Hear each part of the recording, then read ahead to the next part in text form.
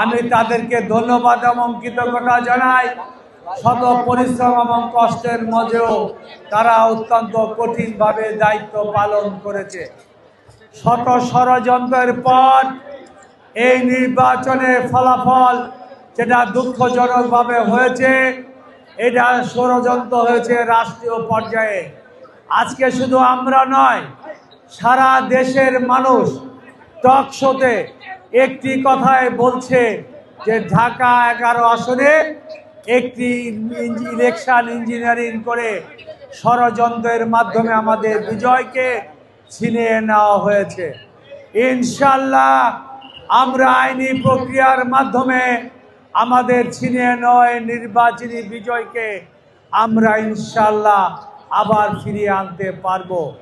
আপনারা ধৈর্য ধারণ করবেন এবং দলের আমাদের প্রাণপ্রিয় নেতা বাংলাদেশের প্রধানমন্ত্রী জনাব তারেক রহমান সাহেব যেই নির্দেশনাগুলি আমাদের দিয়েছে, রাষ্ট্র পরিচালনার স্বার্থে, দলের স্বার্থে আপনারা স্ব স্থানে সেগুলি মান্য করে চলবেন। কেউই কোনো প্রকার অপকর্ম, চাঁদাবাজি, মাদক, সন্ত্রাসের সাথে জড়িত হবেন না, অন্য কাউকে সমাজে সেটা করতে দিবেন না। আমরা 11 আসনের জনগণকে যে নির্বাচনী অঙ্গীকার করেছিলাম, মাদক, সন্ত্রাস এবং চাঁদা মুক্ত ঢাকা 11 আসন করব।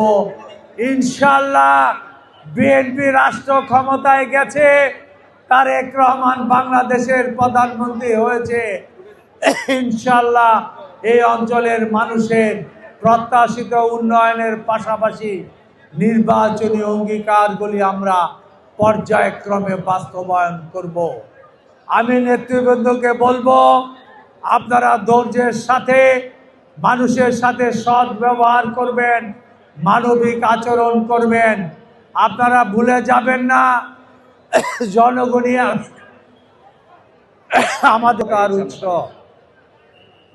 জনগণকে আগামী সিটি কর্পোরেশনের নির্বাচনেও আমাদের লাগবে, ভোটারদের লাগবে।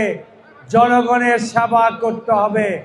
জনগণের সেবক হিসাবে আপনারা জনগণের পাশে থাকবেন রাষ্ট্রীয় দায়িত্ব হিসাবে। এবং আমরা রাজনীতি করি মানুষের জন্য, মানুষের জন্য, এলাকার উন্নয়নের জন্য। সুতরাং যেটা মানুষের ভালো হবে, মঙ্গল হবে, সেটা করবে।